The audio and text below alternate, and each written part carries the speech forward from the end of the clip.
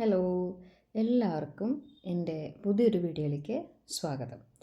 അപ്പം നമ്മളിന്ന് പറയാൻ പോകുന്നൊരു ലോ ഓഫ് അട്രാക്ഷൻ ടെക്നിക്ക് എന്ന് പറയുകയാണെങ്കിൽ എഴുതി വെച്ച് എങ്ങനെ നമ്മുടെ ആഗ്രഹങ്ങൾ സാധിച്ചെടുക്കാം എന്നുള്ളതാണ് നമ്മൾ പറയാൻ പോകുന്നത്. അപ്പോൾ ഈ എഴുതി വയ്ക്കുക എന്നുള്ളതിൻ്റെ മറ്റൊരു പേരാണ് സ്ക്രിപ്റ്റിംഗ് മെത്തേഡ്.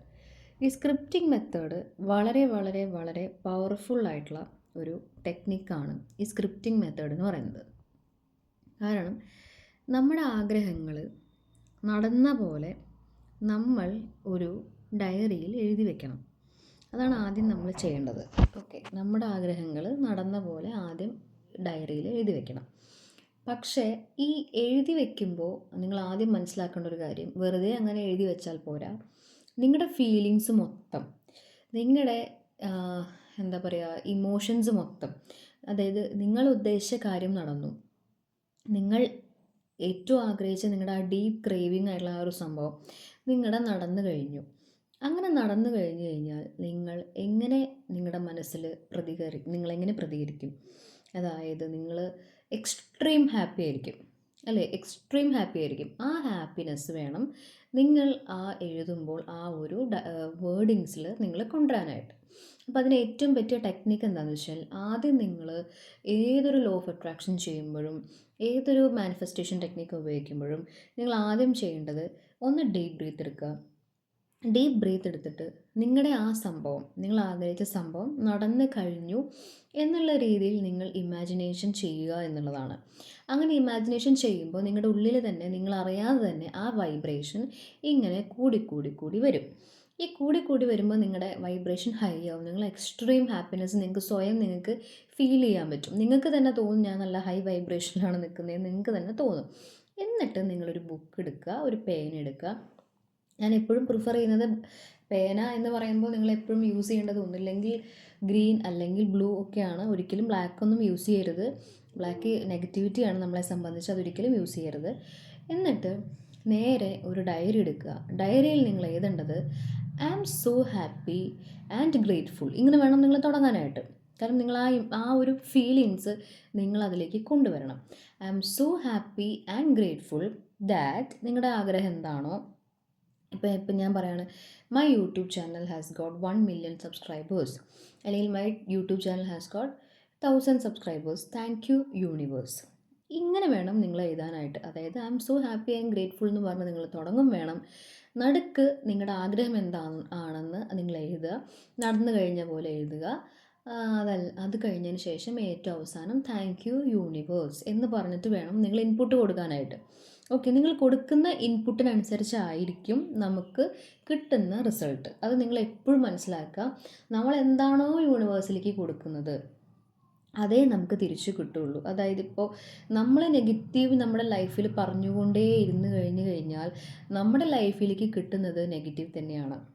ഓക്കെ, നിങ്ങൾ കേട്ടിട്ടുണ്ടാവും every action has an equal and opposite reaction എന്ന് കേട്ടിട്ടുണ്ടാവും. അതായത് നമ്മൾ കൊടുക്കുന്നത് എന്താണോ, ഈ പ്രപഞ്ചത്തിലേക്ക് നമ്മൾ എന്ത് ഇൻപുട്ടാണോ നമ്മൾ കൊടുക്കുന്നത്, അതാണ് നമുക്ക് തിരിച്ച് കിട്ടുക.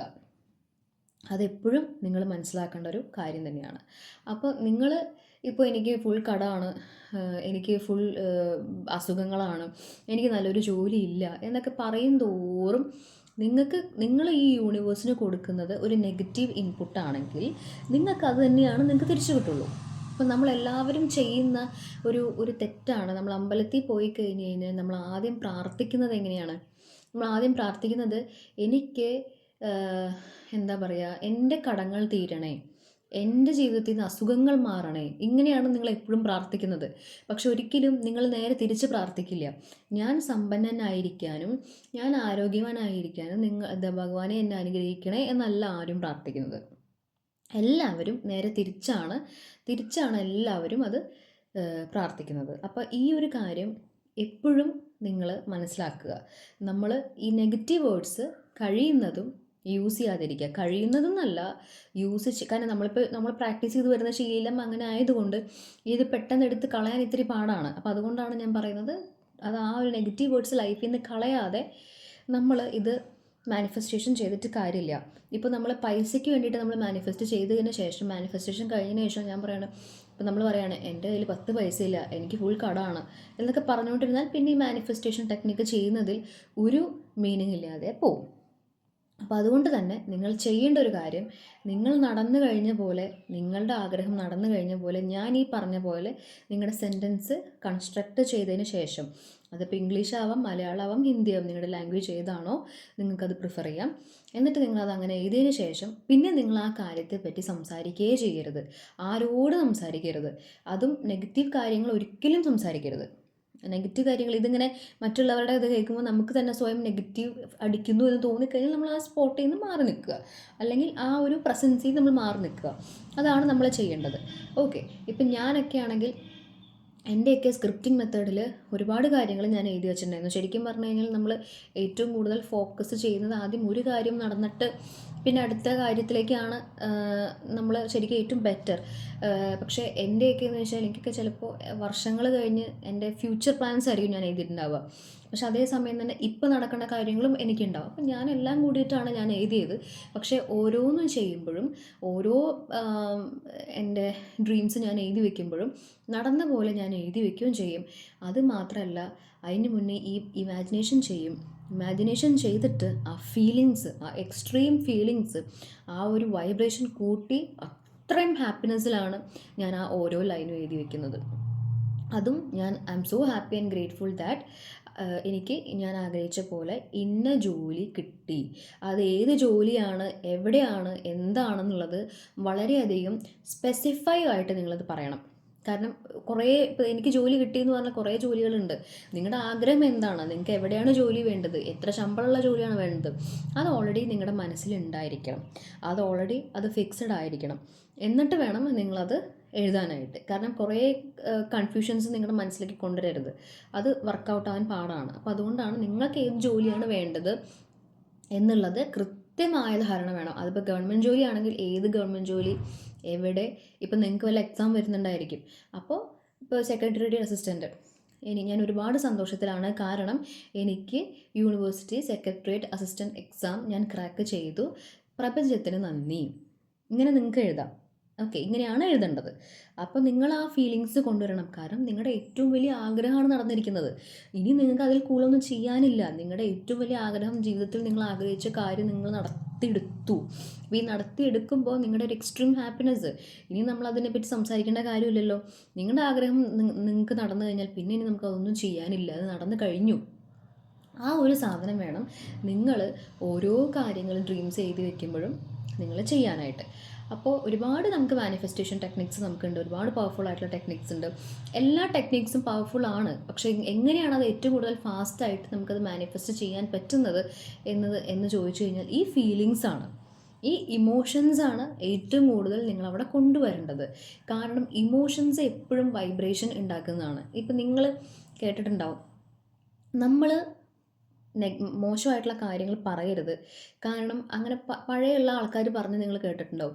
കാരണം അങ്ങനെ പറഞ്ഞ് അവസാനം അത് നടക്കൂട്ടോ എന്ന് പറയുന്നതൊക്കെ എൻ്റെ കാരണവന്മാരൊക്കെ പറയുന്നത് ഞാൻ കേട്ടിട്ടുണ്ട്. ഇതാണ് അവർ സയൻസ് അറിഞ്ഞിട്ട് പറയണതൊന്നുമല്ല, അവർക്ക് ഇത് ലോ ഓഫ് അട്രാക്ഷൻ അറിഞ്ഞിട്ട് പറയണതൊന്നുമല്ല. പക്ഷെ ഇതാണ് അതിൻ്റെ സത്യം.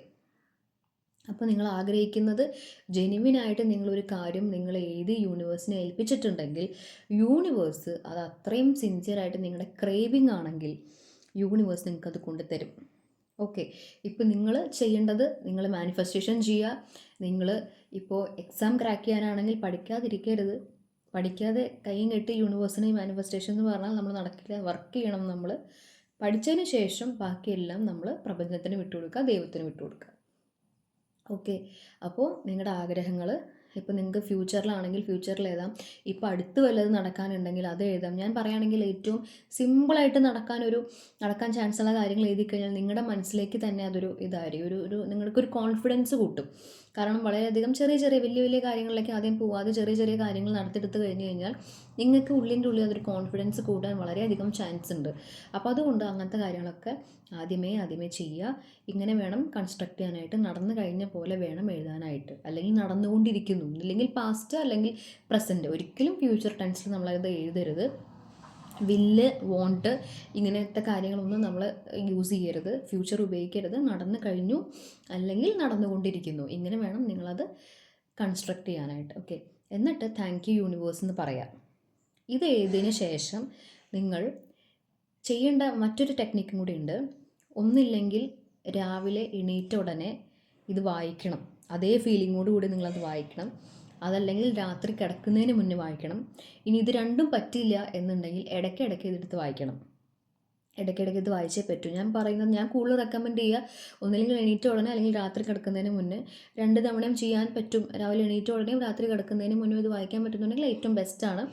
അതും പോരാഞ്ഞിട്ട് ഇത് രണ്ടും നിങ്ങൾക്ക് പ്രാക്ടിക്കൽ അല്ല, എന്തെങ്കിലും സാഹചര്യം കൊണ്ട് പറ്റുന്നില്ല, അങ്ങനെയൊക്കെ ആണെങ്കിൽ ഇടയ്ക്കിടയ്ക്കെങ്കിലും ഇതെടുത്ത് വായിക്കണം. ഓക്കെ, അപ്പോൾ നിങ്ങളുടെ ആഗ്രഹം എഴുതി വെച്ച് സാധിപ്പിച്ചെടുക്കുക. അത് സാധിപ്പിച്ചെടുത്ത ഒരുപാട് അനുഭവങ്ങൾ എനിക്കുണ്ട്, മറ്റുള്ളവർക്കുണ്ട്. അപ്പോൾ ഓരോരുത്തരുടെ ഫീലിങ്സ് ആയിട്ട് ഞാൻ നിങ്ങൾക്ക് ഷെയർ ചെയ്ത് തരാം, ഓരോരുത്തരുടെ അനുഭവങ്ങൾ ഞാൻ നിങ്ങൾക്ക് ഷെയർ ചെയ്ത് തരാം. അപ്പോൾ ഇത് ഇങ്ങനെ തന്നെ ചെയ്യൂ.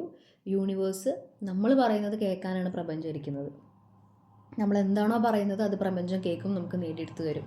നമ്മൾ ശരിക്കും യൂണിവേഴ്സിനെ നമ്മുടെ ഈ അത്ഭുത വിളക്കിലെ ജെനിയായിട്ടാണ് കാണേണ്ടത്. കാരണം നമ്മളെ കമാൻഡ് ചെയ്തിട്ട് നമ്മുടെ ആഗ്രഹം നടത്തിത്തരാനിരിക്കുന്ന ഒരാളാണ്. അങ്ങനെ വേണം കാണാനായിട്ട്, നമ്മുടെ ഏറ്റവും അടുത്തൊരു ഫ്രണ്ട് ആയിട്ട് കാണുക. അപ്പോൾ നമുക്കെല്ലാം അങ്ങനെ നമ്മുടെ കയ്യിൽ കൊണ്ടുതരും. ഓക്കെ, നമ്മൾ വിചാരിക്കുന്നത് ഏറ്റവും സ്പീഡിൽ കൊണ്ടുതരും. പക്ഷേ നിങ്ങൾ ഒരിക്കലും ഡൗട്ട്, ഫിയർ ഒന്നും ഇതിനകത്ത് വരരുത്. ഇതെങ്ങനെ നടക്കും, ഇത് ഏത് വഴിക്ക് നടക്കും, ഇത് എപ്പോൾ നടക്കും, അതൊന്നും നിങ്ങൾ ചിന്തിക്കരുത്. നിങ്ങളിത് ചെയ്ത് കഴിഞ്ഞ് കഴിഞ്ഞാൽ യൂണിവേഴ്സ് ബാക്കി നോക്കിക്കോളും. അത് നിങ്ങളുടെ ഇതൊക്കെ കറക്റ്റ് അലൈൻമെൻറ്റിൽ ഇങ്ങനെ പോകും. അത് അതിനുള്ള സിറ്റുവേഷൻസ് എല്ലാം ഒത്തുവരും. ഓക്കെ, അത് നിങ്ങൾ വിട്ടുകൊടുക്കുക. Okay, thank you.